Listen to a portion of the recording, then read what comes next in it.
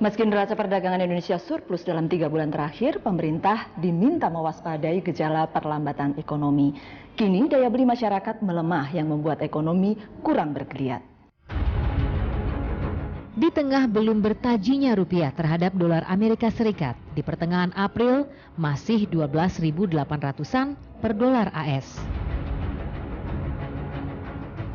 Neraca perdagangan negeri kita membaik di bulan Maret 2015. Surplus 1,13 miliar dolar AS.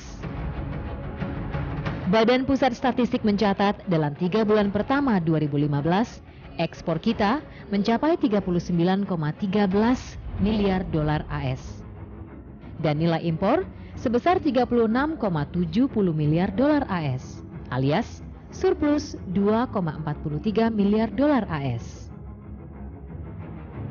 Neraca perdagangan penting untuk menaksir laju ekonomi Indonesia. Dalam APBN Perubahan 2015, pemerintah menargetkan pertumbuhan ekonomi sebesar 5,7%. Bank Dunia memprediksi pertumbuhan Indonesia hanya sekitar 5,2%. Sementara Bank Sentral kita, Bank Indonesia, menerka Indonesia bakal tumbuh 5,4%. Selain faktor domestik, kinerja ekonomi Indonesia juga dipengaruhi faktor global. Terlebih tahun ini, ekonomi dunia diprediksi tidak begitu baik.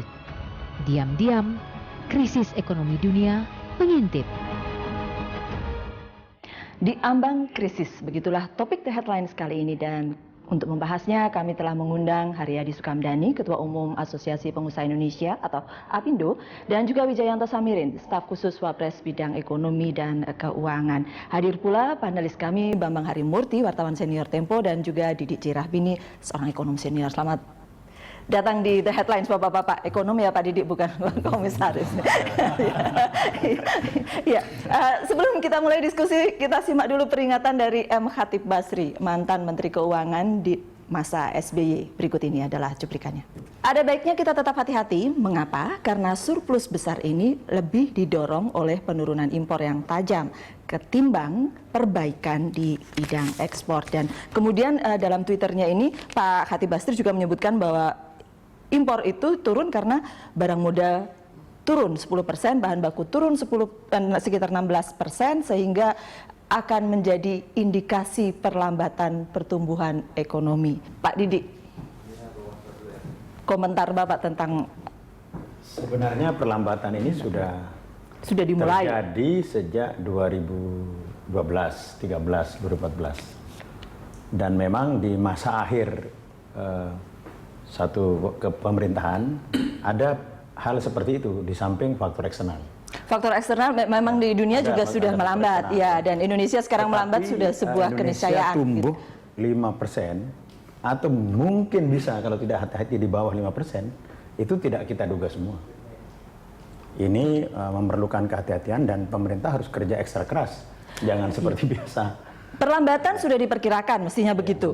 Tetapi melambat seberapa itu yang kemudian jadi sekarang agak mengejutkan, begitukah Pak Wijayanto? Jadi begini, kita harus melihat sejak 2011 ekonomi kita itu kan tumbuh dari 6,5 dan terakhir kemarin 5. Nah, pemerintah sekarang targetnya adalah tidak hanya menaikkan pertumbuhan, tapi juga membuat turn around. Dalam kondisi ekonomi global yang sedang seperti sekarang, ini tantangan yang tidak gampang. Tapi pemerintah berusaha keras untuk bisa melakukan itu. Memang perlambatan ekonomi global ini tidak seperti yang kita duga. Misalnya, Amerika kita harapkan akan tumbuh sangat baik tahun ini, tahun depan. Ternyata tidak seperti yang kita bayangkan.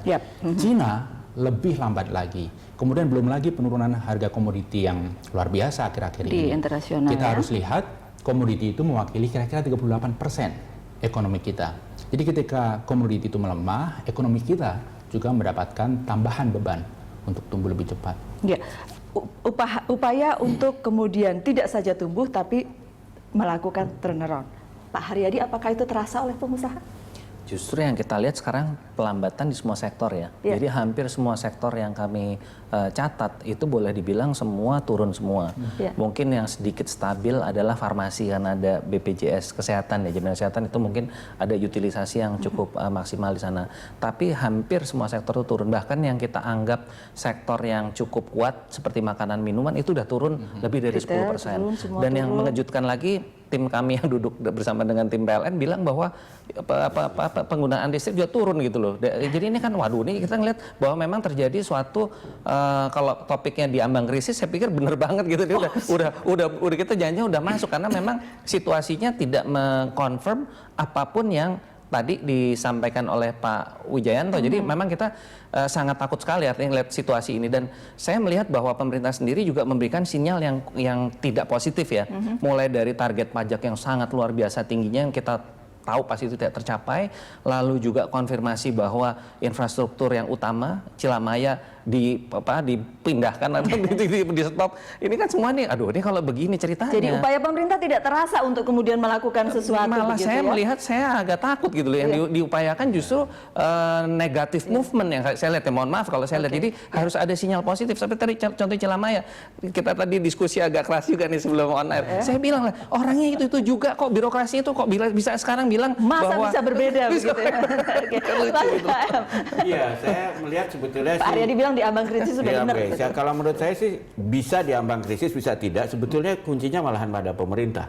Karena kalau kita lihat ya, sebetulnya kan bom waktu ini sebenarnya kalau Khatib Basri bilang gitu, salah satu yang bertanggung jawab meninggalkan bom waktu. Karena 4 kuartal pemerintahan SBY itu belum pernah terjadi sebelumnya selama belasan tahun. Tiba-tiba kita mengalami neraca perdagangan negatif. Yep. Ya, yang tidak pernah terjadi sama belanja. Jadi semua orang juga udah tahu bahwa ini berbahaya gitu loh. Nah, ketika pemerintahan baru datang, dan memang di ujung pemerintahan SBY sudah mulai membaik gitu ya, walaupun masih negatif. Dan sekarang kita sudah positif. Sebetulnya dilihat dari kacamata itu ada perbaikan, dan juga kalau saya puji Pak Jokowi berani menghilangkan subsidi BBM itu menurut saya satu hal yang luar biasa ya, bisa dilakukan. Tapi persoalannya sesudah itu. Nah, ini masalahnya. Kan pemerintah sekarang menghemat 200 berapa triliun. Itu yang harusnya segera di-spend untuk mensimulasi ekonomi. Tapi yang terjadi kalau kita lihat, justru pemerintah itu melakukan kegiatan yang melemahkan ekonomi ya. Contohnya saya kasih tahu. Misalnya kebijakan tiba-tiba tidak boleh rapat di hotel. Ya, tanpa memikirkan lebih jauh sebenarnya kan nggak bisa gebiah wilayah itu. Saya setuju lah, ada beberapa yang nggak boleh, tapi kan ini kan terlalu gebiah. Maksudnya mau mengetatkan ikat pinggang gitu. Ya. Akibatnya mulai ada PHK di sektor ini, tapi sekarang udah dicabut. Oke, ada koreksi. Tapi saya setuju yang Cilamaya. Bayangkan, saya belum lama ini datang ke sana. Dia memproduksi 52.000 truk setahun. Dengan asumsi dibawa ke Cilamaya, lalu disebarkan tidak hanya ekspor, juga ke berbagai daerah di Indonesia. Kalau Cilamaya ini ditunda, maka truk-truk baru itu harus ke Tanjung Priok masuk kota Jakarta. Intinya 9 jam. Jadi ini menurut saya kebijakan ini mikir nggak gitu loh. Intinya peran pemerintahnya yang mesti politik, pemerintah itu adalah engine.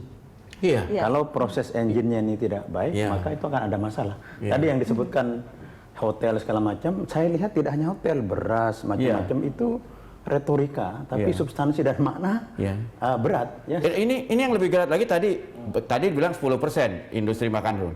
Ini ada kemungkinan ekspornya bisa terhenti karena kebijakan pemerintah tiba-tiba tanpa melihat garam itu ada berapa macam.